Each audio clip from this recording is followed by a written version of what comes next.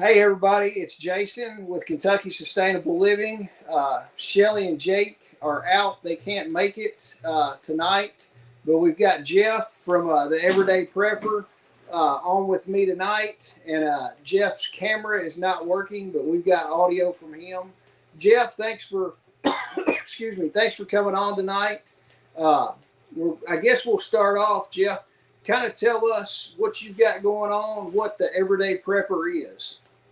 Oh, it'll be my pleasure, Jason. Thanks for having me on tonight. The Everyday Prepper started this business a few years ago just because I noticed that with all the vendors out there and prepping and homesteading, that there were some things being missed. Things like old tools, things like high quality garden tools, oil lamps, and I like to get oil lamps that are the older ones, get them cleaned up and get them ready to resell. And just a variety of things that I just thought other folks weren't fulfilling the need for. So I started the business, and I'm trying to help people out and get those areas filled for them. Awesome. Yeah, oil lamps is one of those things. It's hard to find some of the older lamps and stuff like that and parts. I've got a few old ones, and then I've got some newer ones, and I like the older ones better. But I wish the darn smell sometimes on those things just gets to people. Yeah, and that all depends on what you use. If you're not using ultra purified kerosene or a good high quality lamp oil, you're going to have a lot more smell than you would if you're using a good high quality lamp oil, and that's what we always recommend. Yeah.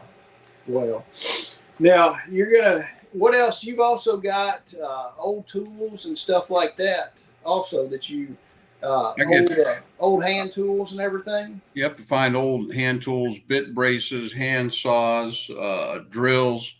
I've even got shingle froes and stuff like that. And occasionally I have some good axes or 2-man saws even.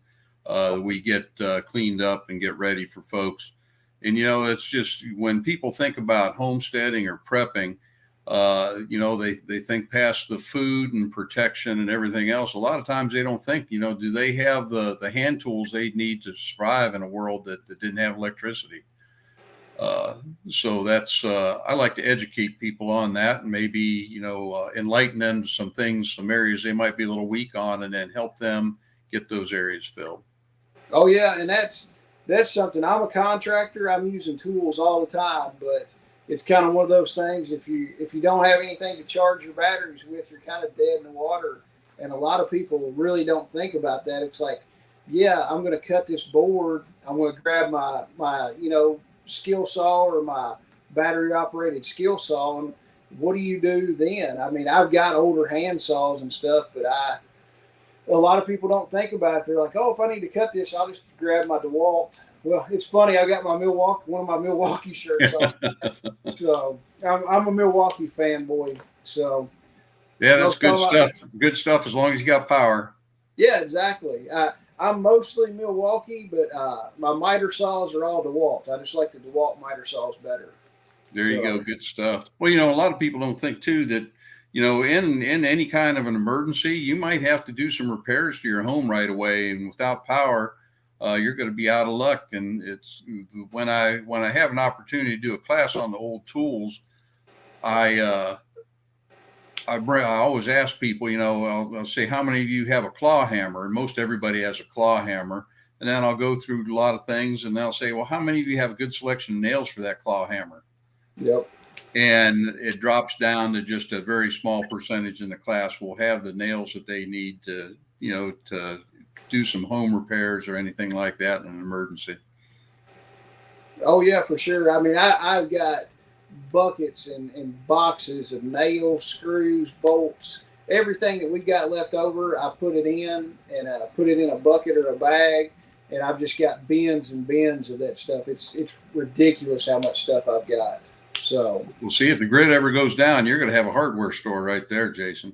That and one of the things my dad, when growing up, my dad would fix anything at the house, plumbing, electric, HVAC, all that stuff he would fix. And when we grew up, town was a 25-minute drive, something like that. So he always bought extra stuff. Instead of just going and buying that one PVC fitting, he would buy a whole bunch and just to have it. And I kind of do the same thing, but I'm going to clean out his basement, his shop. He told me, he's like, take all that stuff, organize it. I mean, there, I've got a 7x14 enclosed trailer, and it's probably two full trailer loads of just nails, screws, plumbing parts, electrical parts, all that kind of stuff. Not to mention all the lumber that he's got down Hmm. there. And I'm going to bring it up here. He told me, he said, take it up there, organize it to where you and your brother can use it. And then he said, use it at my house when we need it. So I will. I'll have pretty much a stinking Lowe's when it's done. Oh, there you go. But, you know, Yeah. another thing a lot of people are short on. I always ask folks, how many of you have replacement handles for all your wood handled tools? Yeah. Because if you don't have replacement handles for them, and we ever get to a situation where the store's not open anymore, you're going to need something like a draw knife and a spoke shave to help you make those tools. So, and you can't find those in Walmart, can't find them, you know, in a lot of hardware stores now. So I try to find used spoke shaves and draw knives too, and have them for folks, because those things are going to be you're not going to be able to live without them if you ever got to try to make handles without power. Oh yeah. I would hate. I've never made a handle, but it looks like it's an art form to make one of those. It is to do it right, but you know, in when you're hungry and you're worried about keeping the garden going, I think that'll be a motivator to just get something that you could use. Oh yeah, for sure. So, but yeah, I've got tons of stuff like that. And one thing I would like now, can you show people how to set the teeth and sharpen the teeth like on a two-man crosscut saw? Oh yeah, I can certainly talk about that. That's an art form in itself. You know, and I'd love to have the opportunity sometime to demonstrate that to folks. But I will try to have a crosscut saw there in my booth, and anybody who wants to talk about that can stop on by. And you know, one of the bad things is, out of all the crosscut saws that I get, the majority of them have never been sharpened correctly. And I figure Really? that's why so many of them end up rusting away in a barn or a garage someplace. Because if you don't have them sharpened correctly and don't have the set right, you're not going to do anything. And I think people just get frustrated and don't use them anymore. If they just do a little bit of research, they could find out how to do it and get the right tools to do it, and they'd have a fine piece of equipment then. Oh yeah. And I mean, it goes with it with everything. I mean, even your power tools.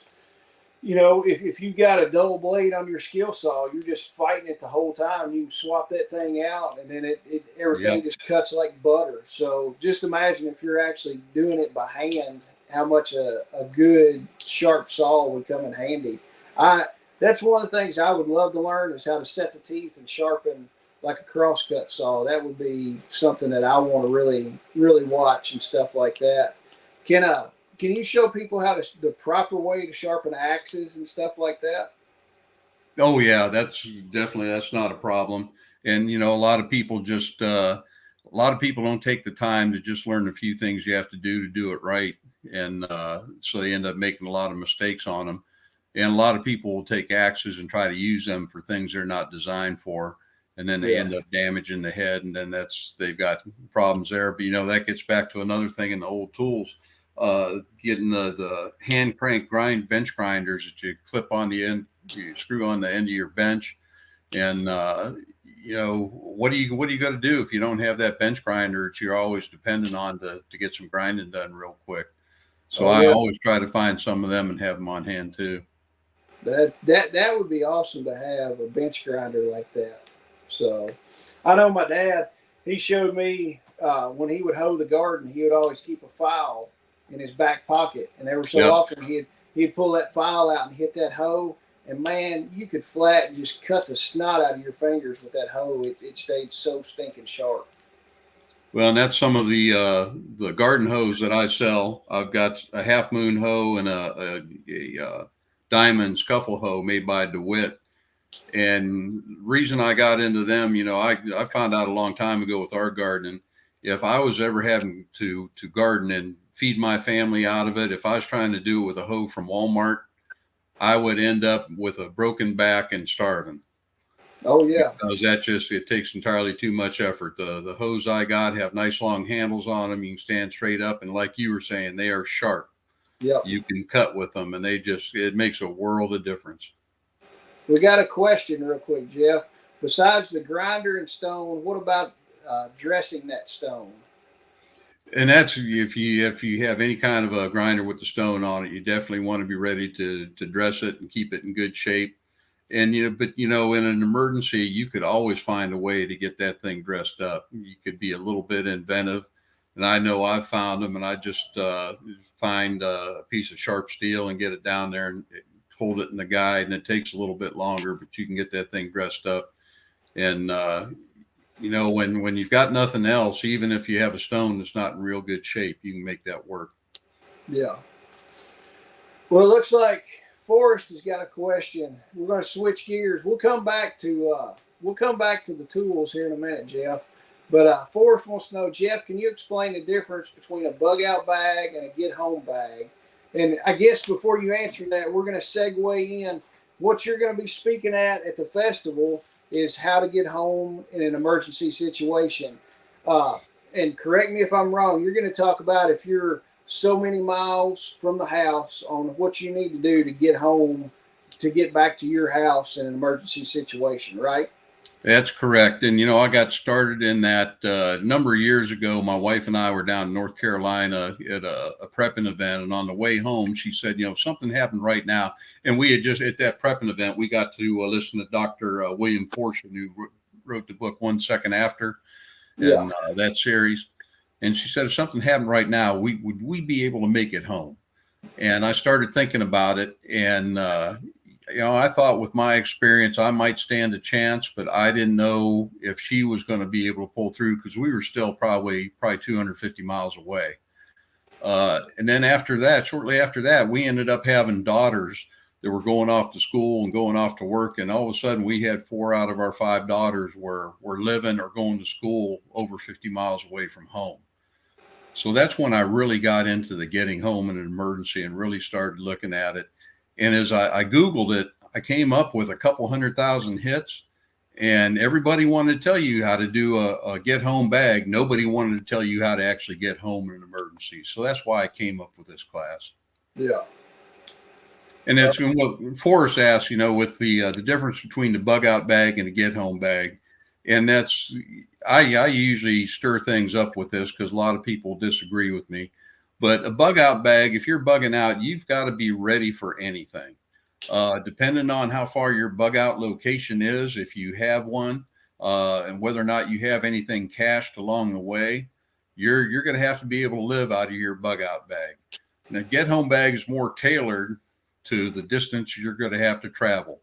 Where you're going, and on a day-to-day basis, if I have to go into work, I know I'm going to have to go 48 miles to get home. I know how long it's going to take me if I'm walking. I know how long it's going to take me if I got the folding bike in the back of the truck. Be a little bit quicker, but I always make sure I have enough for the maximum number of days it's going to take me in that get home bag. So you can actually, depending on how far you are, you can go a lot lighter with a get home bag than you might be able to do with the bug out bag. Yeah. Oh yeah. And I guess, and then, I'm guessing roller skates would not be optimal. It depends, I guess. And if you could roller skate, you could probably give that a try. I know if I tried to roller skate, I wouldn't have to worry about getting home. I'd end up laying in a ditch someplace with a broken leg. But somebody who's good on them, anything works. When you consider that, average person, if they're walking on fairly flat terrain, you can figure they're going to do maybe 3 miles an hour walking. If you have a bicycle, you're going to be able to go about 9 miles an hour. So it's going to be considerably faster. Roller skates, I don't know. We never tried, but maybe we could get together here and do a little test there at the event and see how far people can roller skate in an hour. We could get some of the girls from Sonic to come practice. There you go. So, but and my thoughts kind of on the bug out bag as opposed to the get home bag. Really, from what I've seen, the bug out bag is to get you from where you live to your bug out location. You do have to be prepared for a certain amount of things, but there's a lot of overlap in that too. So, there is.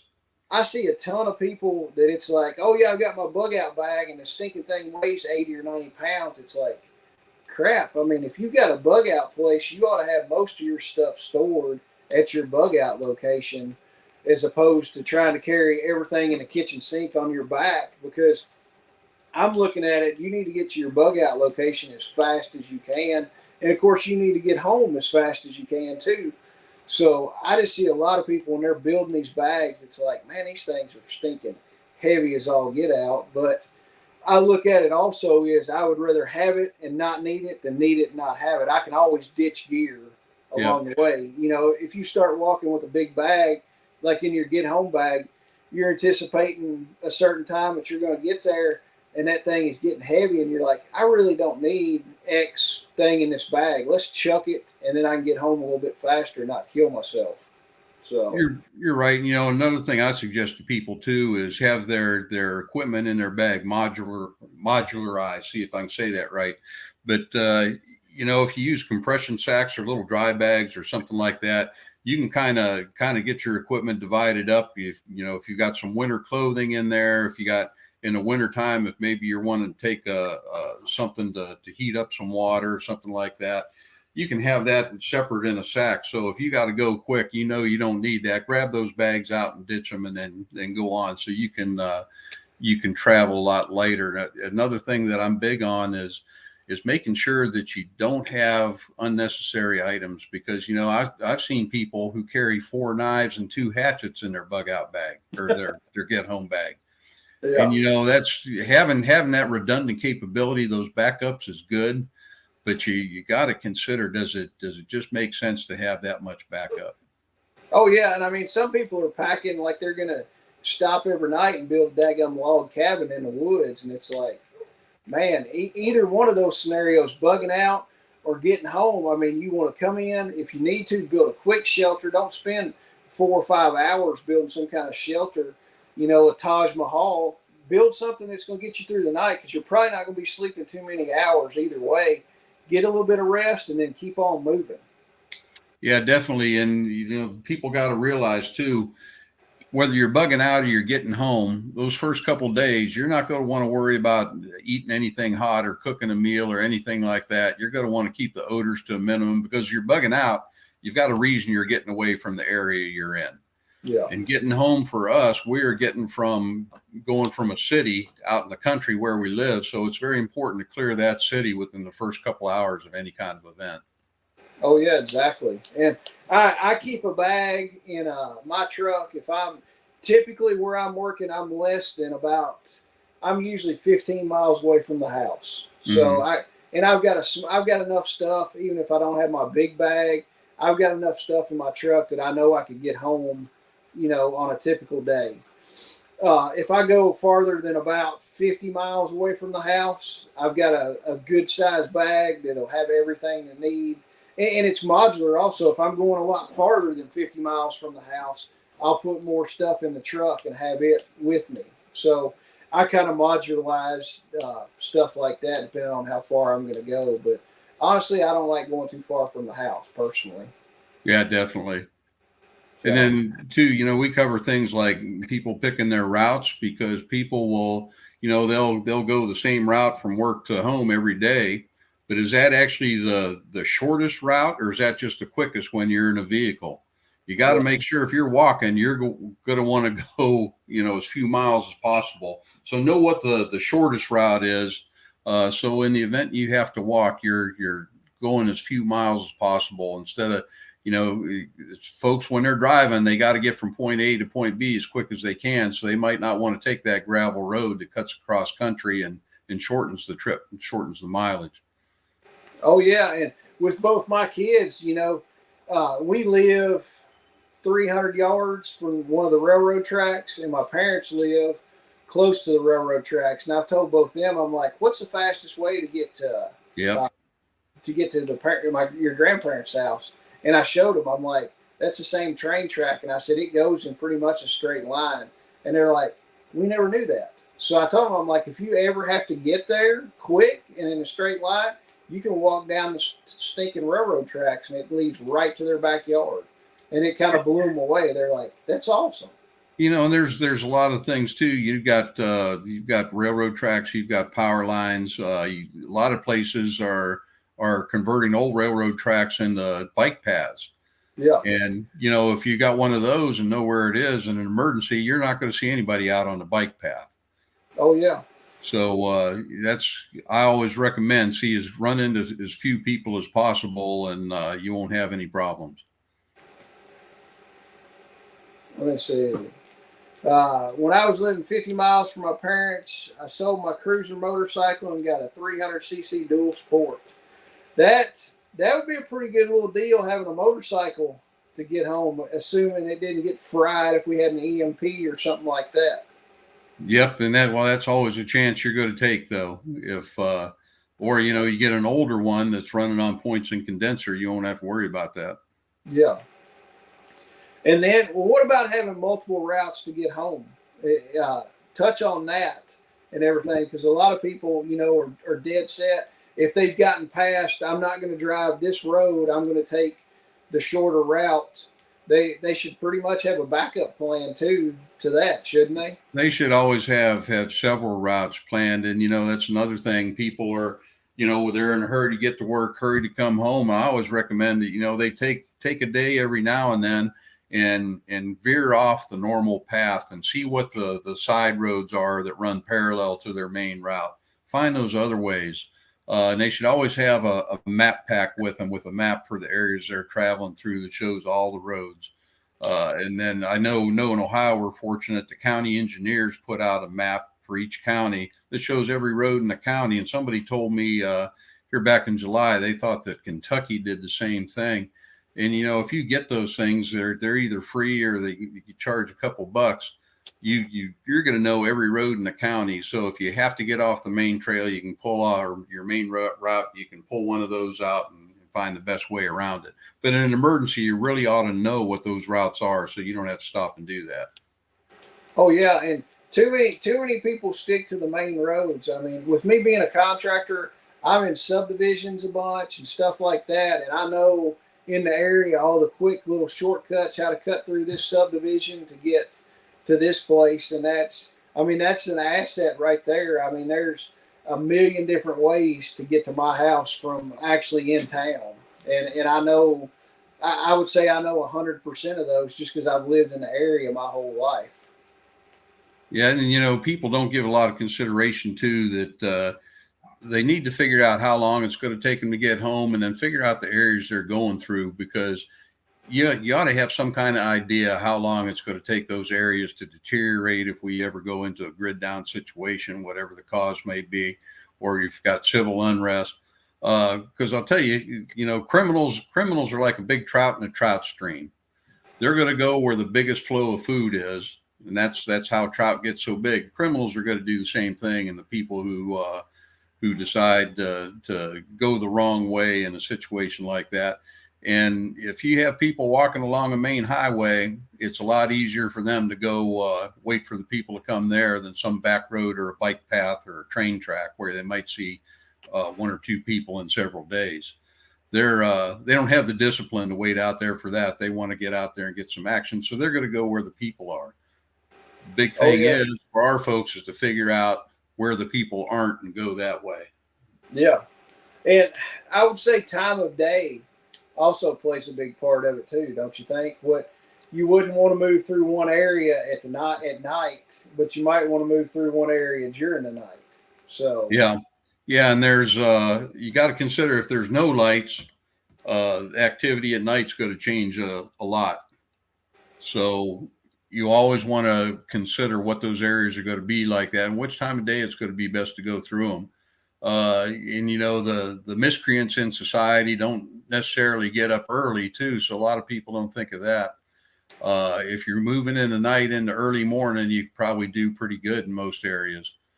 And one thing too I like to bring up to folks is the art of negotiation and how important it is, because you know, if you're moving down the road trying to get home, and is situation worse in neighborhoods in certain areas like our area where we are out in the country, it'd be very easy for us to shut down our road on each end.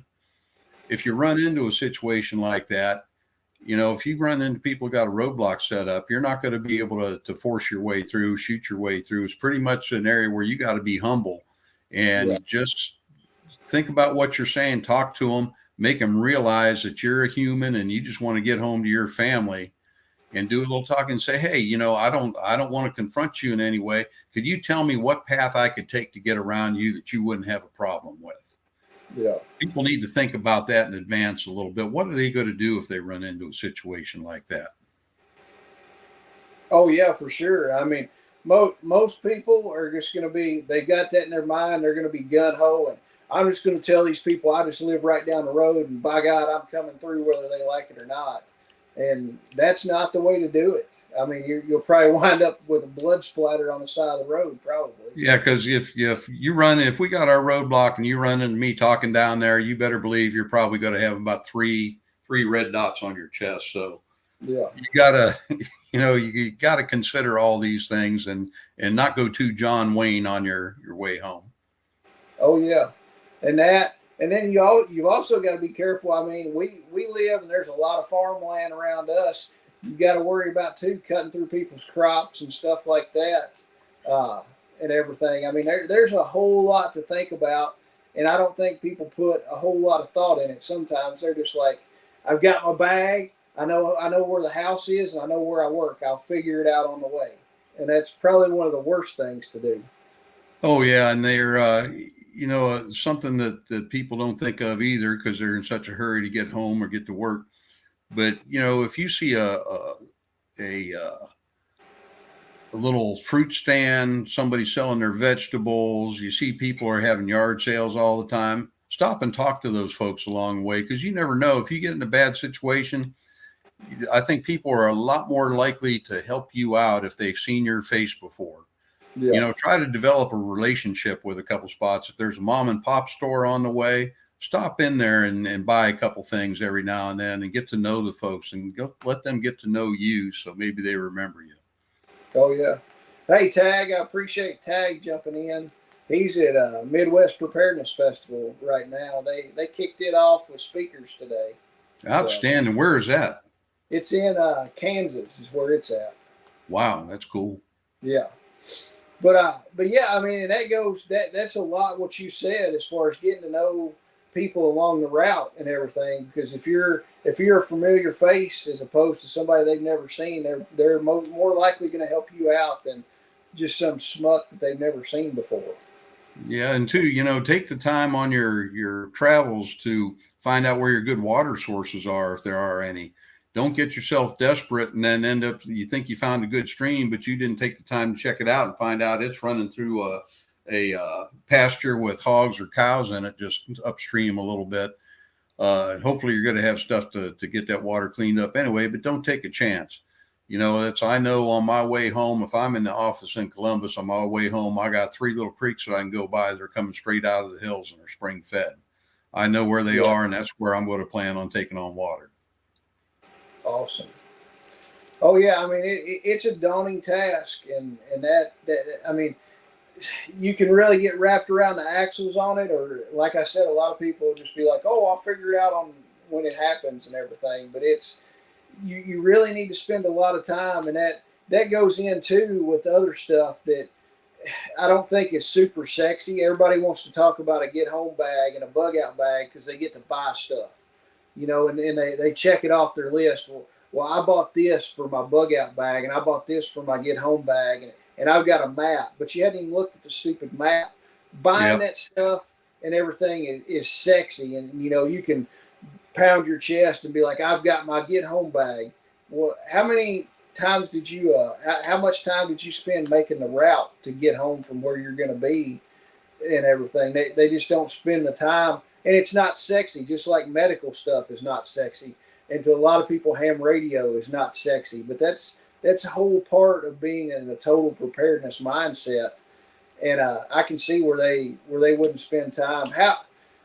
How long should somebody spend on getting their routes done? And I know you're going to say depends, because it depends on how far away somebody is on doing that. Well, it's knowing your routes home and your backup routes is critical. You can't live without it. And I put that into planning. And, I always stress the importance of planning. Because I tell folks, if you don't have a plan, if you just say I'm going to remember how to do all that, well, you don't have a plan. Then you just have a thought, and thoughts can disappear. Yeah. And if you've got family dependent on you getting home, they're going to want to know what routes you're taking, how you're going to get home. What if they find that maybe they got a tractor or something still running? They're going to come out and try to get you part way. You need to just take a few minutes, put it in writing so the rest of the family can see, so everybody knows what you're doing. And so you can look at it every now and then and see if there's something you got to change on it. That might jog your memory to have that. And I tell folks, if I ask people, hey, you want to go out and buy some guns and ammo this weekend, they'll be there. So, hey, you want to go shopping for freeze dried food? Oh, they'll be there. But if you say, hey, you want to get together and work on our get home plans or our shelter activation plan, you're going to hear crickets. Nobody's going to want to do that. But those are some of the most important things out there. Oh yeah, for sure. And we got this. Can you walk 40 miles in shoes you typically wear or have on hand? That's a big thing. I mean, a lot of guys working in the office and they're wearing whatever dress shoes or hey dudes or whatever they're called. They're wearing that. Can you walk 40 miles in a pair of dress shoes?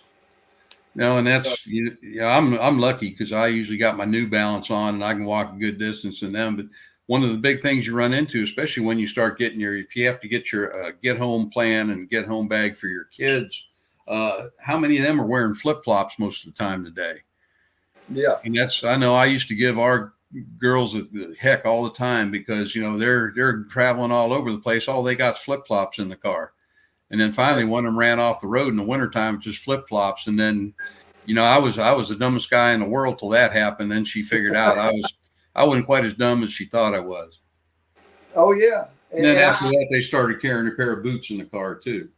Oh yeah, and I'm lucky too. I typically wear Merrells all the time for work, and that's what I wear. I wear Merrells 90% of the time, and that I can walk wherever. Yep, Tag's heading out. He's got a live at 7:00. So nice. Thanks for coming in, Tag. Yeah, wearing fuzzy house shoes to Wally World. And that is, and I mean, I wear, like I said, I wear my Merrells 90% of the time, and I'm bad about every now and then I wear flip flops, but most of the time, the only time I wear flip flops is if I'm running down to the gas station a mile from the house. And I'm like, I can make it a mile in a pair of flip flops. Yeah, you could probably do that in bare feet if you had to. Oh yeah, I mean, there's not much going to stop me from getting back to my house in an emergency. So. Well, I like to point out too that there's certain things you need, and all the Googling I've done for bug out bags, I've seen some of the most ridiculous things these people are saying you need in a bug out bag. Saw this one little fella from the city when I first started checking this out, and he was telling you how to get home in an emergency in an urban environment. And as he's walking along, I kept hearing this rattle, rattle, rattle. And when he started showing what he had in his bug out bag, he had a little plastic pill bottle with some finishing nails in there in case he had to build a shelter on the way home.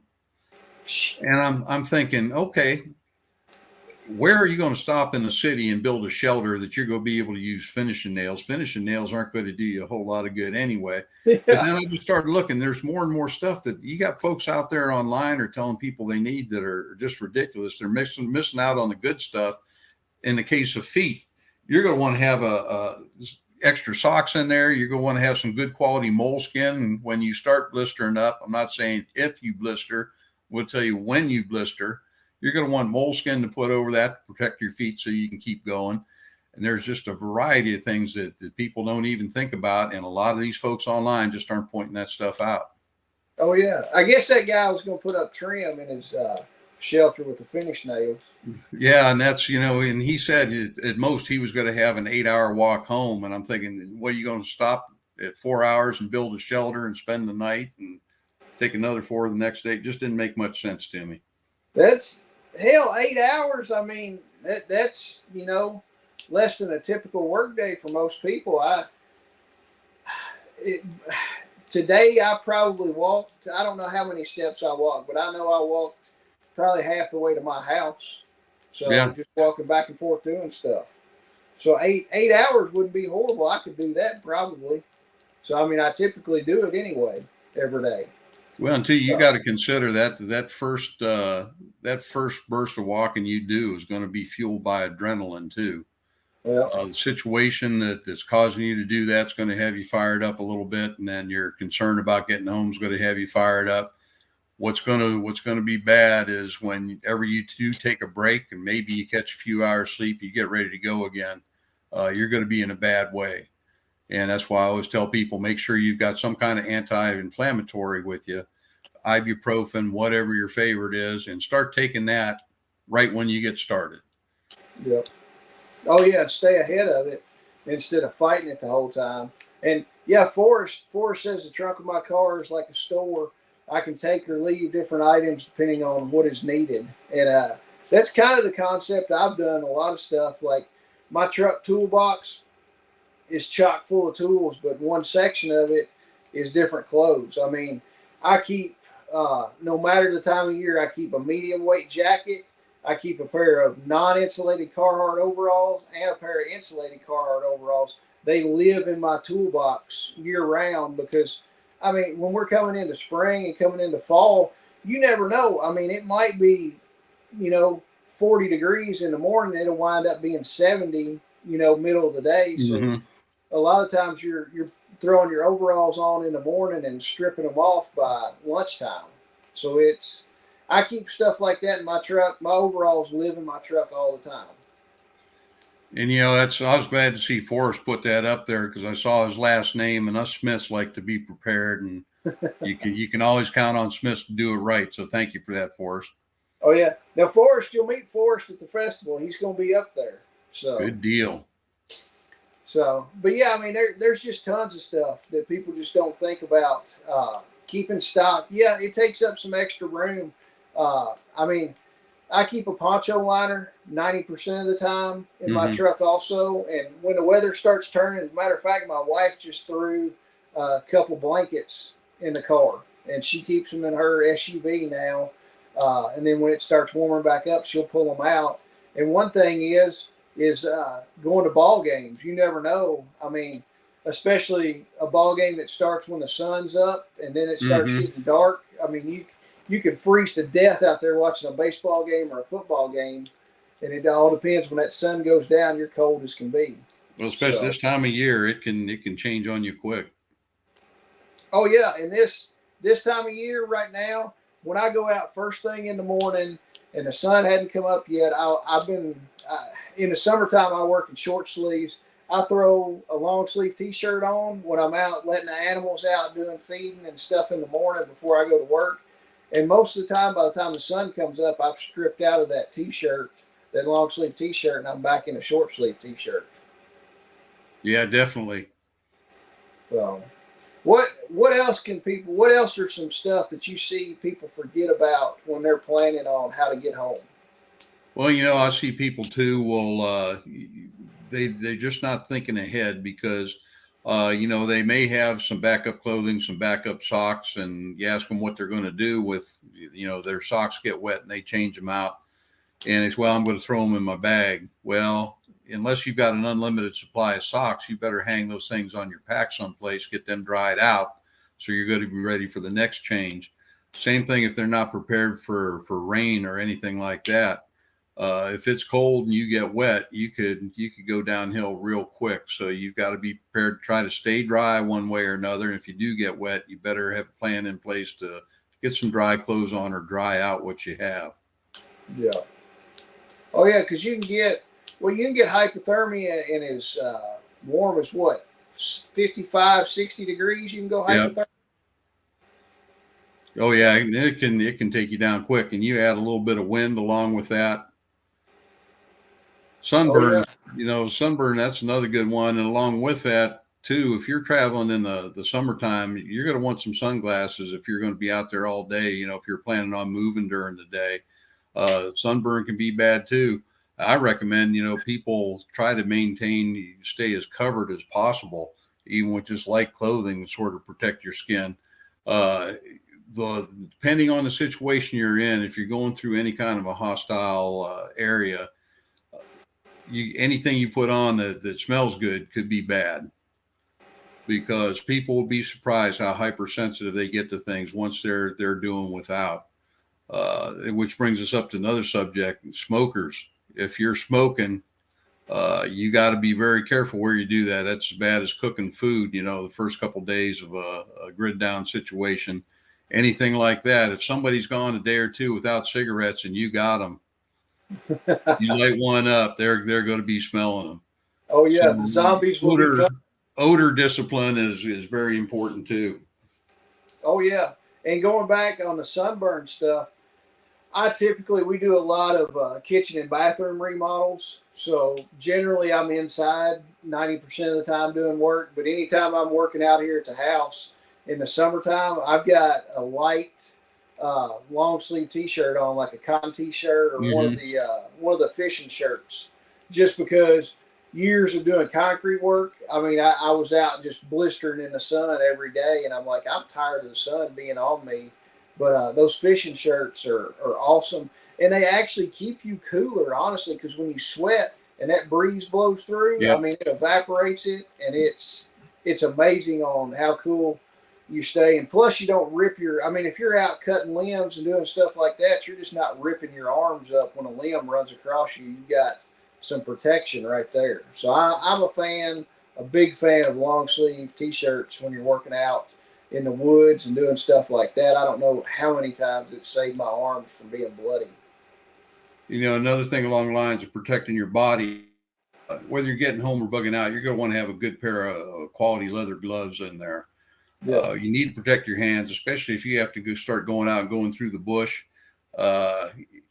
You're going to have to use your hands to move things out of the way. You don't want to sacrifice your hands, get scratched up by anything or get splinters in them, because, if you don't have a way to take care of that right away, that could take you out quick too if you get an infection in there.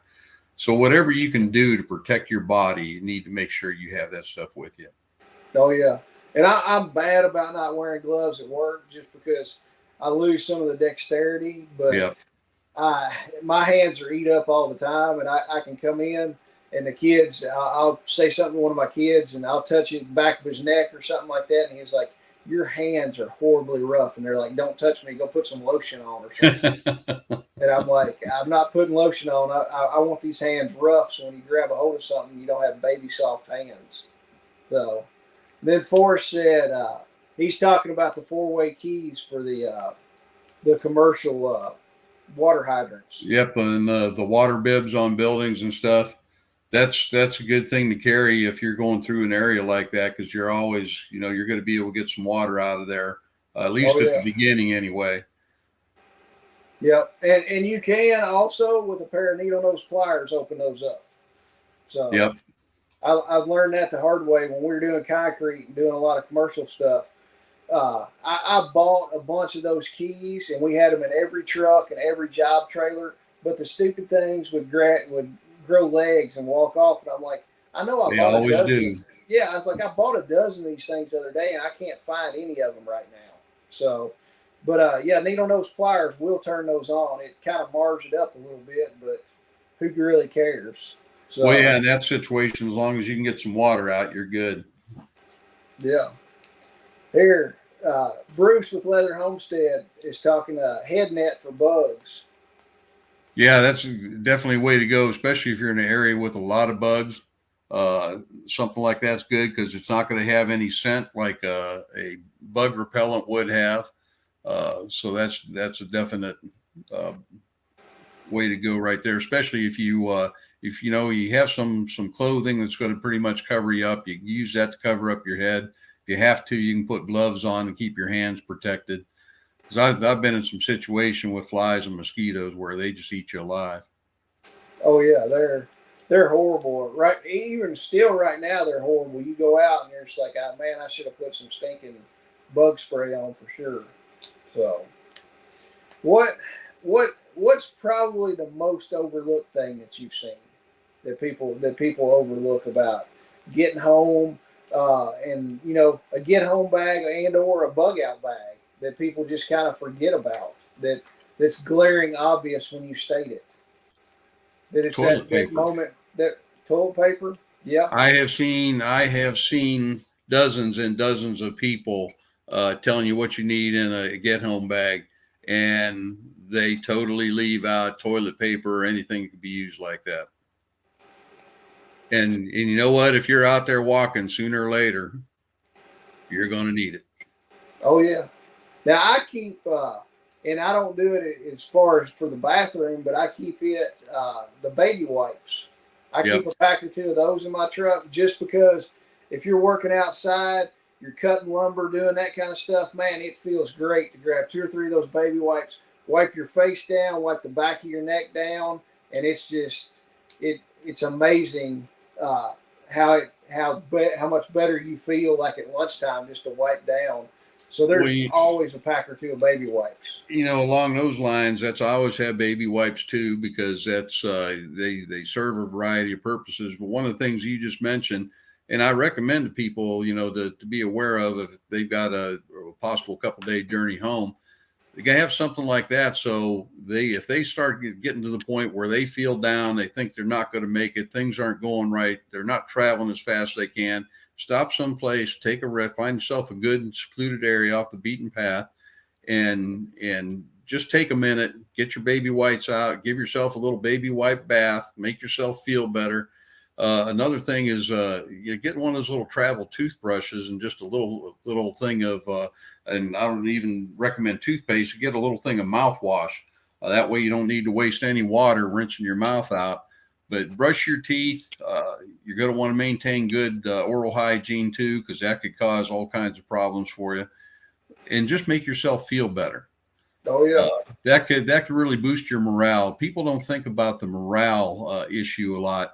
And unless, if they're a little bit hardened and they can just force their way through, they're going to have morale issues. And I suggest this for a lot of folks and a lot of moms, especially, have some pictures of your kids, have some pictures of your family. Maybe get, just one day ask the kids, I'm going to have you write me a letter and I'm not going to look at it, but just tell me, why you like to have me here. Yeah. What do I do for you? Why do you love me? Have them write that note. Don't even look at it. Just throw that in the bag. So if they start getting run down to the point where they think they're not going to move, especially with the mama bears, they get something like that out there to get them fired up again. That can get them moving again. Oh yeah. And also calmness. Calmness. Yeah. Stay calm. Don't freak out.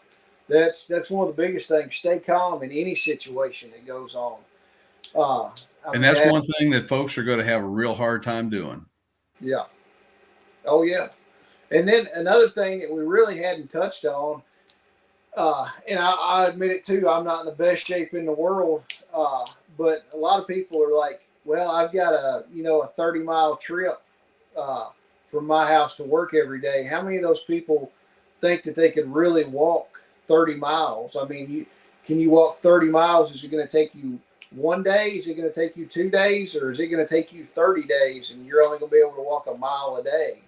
So that's one of the things, physical fitness. And I hate to be rude about it, but get your ass off the couch and start walking and see what you can do and build up that endurance. I mean, if the only walking you do is walking from your house to your car and you get in your car and then drive to work and you walk from the parking lot into the office, if that's the only walking you do every day, most likely you're going to have a hard time walking back home. Definitely, and folks, that's another area where folks, whenever they go any place, they always park as close to the building as they can. If they go shopping or go to school or go to the office, park out there at the end of the parking lot and walk in. Just get yourself a little more exercise. And we had a rude awakening several years ago. We were at Seneca Rocks in West Virginia. And my wife and I walked up to the top of that, and that really enlightened us on we needed to pick up the physical exertion a little bit, because that's Seneca Rocks is a pretty good climb. Oh yeah. Yeah, and that's the thing. It's walk as much as you can. I mean, I walk all throughout the day. I don't know how many miles I can walk in one time, but it's one of those things. Let me see. uh, one of the things I took from being on the fire department, practice working through fear. So you're afraid. Uh, so you're afraid. Big deal. Do it anyway. That's a skill that needs to be practiced. Yeah, I mean, and that's the calmness part of it. You know, staying calm in a situation, and then the whole physical fitness aspect of it. You know, get physically fit, get out there and do something. I mean, and then also if you're doing it, work up. If you know you can't walk a whole lot, build up and walk as much as you can. And once you get that down pretty easy, then throw your backpack on and throw some weight in it and start building from there.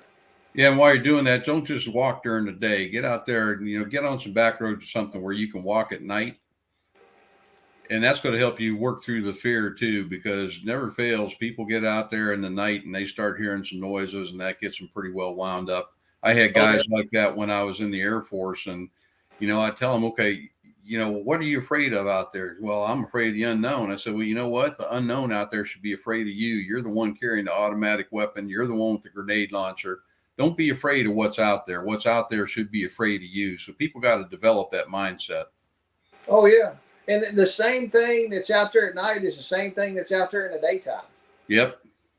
So I mean, I don't know how many times we'll do a live or something like this, or I'll be at church and I've got to bring the animals in.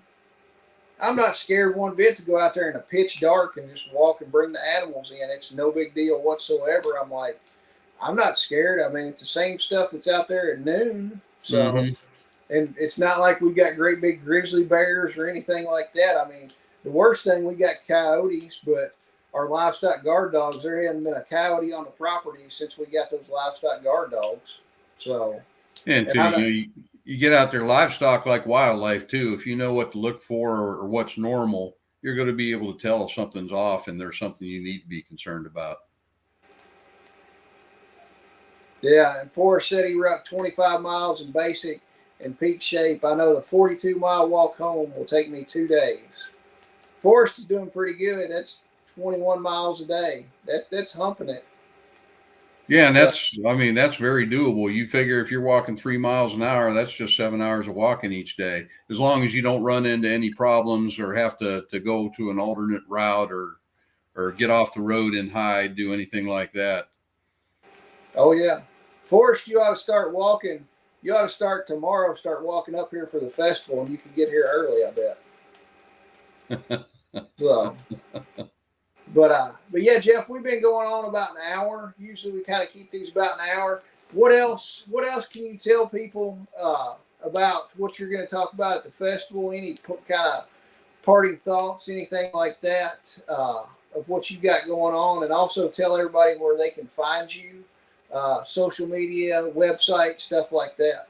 Okay, well, social media is easy. I'm on Facebook. I'm on Instagram, Everyday Prepper. Everydayprepper.com is my website.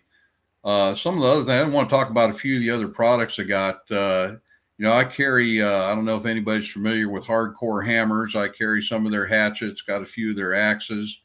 I carry a product from a company called Roving Blue, and they are ozone water purifiers. Ozone's one of the best things you can use to kill bacteria in water.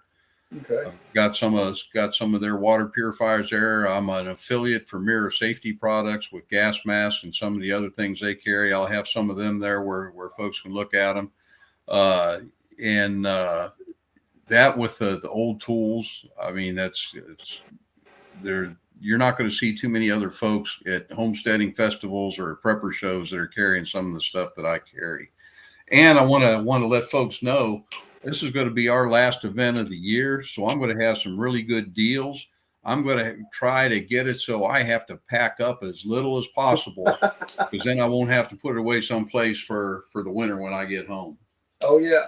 Now you're going to have all this stuff at our festival, correct? Yep, sure am. And I'm also an affiliate for Jackery solar generators, and I'm going to have my 1500 there with at least one of the solar panels, so people can check it out, and I can answer questions about that. We've used ours for a lot of things, and I know Jake Drum has used that's where I learned about Jackery products was from him, and Jake Yeah. got me all tuned into that. So yeah, I had to pick up and get involved with Jackery. Awesome. Well, that's great. I'm looking forward to looking at all the old hand tools. I love old hand tools. I've got old planes and old stuff like that and everything. And I buy them when I see them, and I'll set them up on one of the bookcases in the house. So I use them as decorations, but they're also functional. I've actually got an old hand riveting tool, like to rivet clothes and stuff like that. I found it. I'm like, this thing's cool. The guy wanted like $10. I was like, yeah, I'll give you $10 for the thing. So Yeah, and people walk by a lot of good deals on tools like that, and mainly because they don't really know what they're used for or how to use them. yeah, And that's one thing I like to educate along with selling this stuff. I like to educate people on this stuff. So, and whenever I do the old tools class, that's I tell people how to get these things at low cost the way I get them. And so if they can find a good deal, fine. Or if they're not going to do that, I can make it a little bit easier for them. They can just stop by my booth. yeah. All right. Well, cool. Well, guys, I'm glad everybody joined in tonight. Jeff, I appreciate it a bunch. We've got, guys, don't forget the 28th and 29th, Bowling Green, Kentucky is our festival. Jeff is going to be there. He's going to be speaking. He's also got his booth that he has set all the tools he'd have.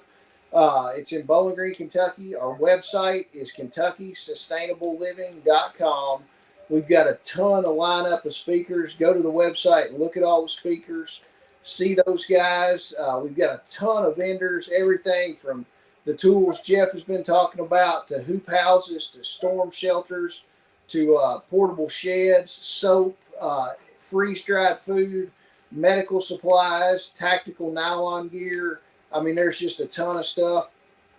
And don't forget, Friday, the 27th, we've got 2 paid classes. We've got Chuck that's doing Homestead Medical class, and then we've also got Eric Johnson, Porterhouse and Teal. He is doing a plant guild class where you're actually going to go out and plant tree guilds in the afternoon after you've learned about it in the class. And then we've also got Vets for Child Rescue charity dinner on Saturday night. You can get tickets for all the stuff on our website. And to come to the festival and attend the festival is 100% free. But that's about all I've got tonight. Guys, I appreciate y'all being here, the comments. And Jeff, I appreciate you hanging out with me tonight. I appreciate you having me, Jason. And are you going to still have the drawings or whatever there at the banquet? Yes, we're gonna have a where we've got raffle stuff. We're gonna be selling raffle tickets for some items, for some giveaway items. But for the banquet, we've got we're gonna do a silent auction for some of that kind of stuff. Well, I just wanted to tell you, we talked about this a while ago, and we'll let you know now. I'm going to donate a hardcore hammer hatchet. Awesome. And a Roving Blue Ozopod 10 home ozone generator.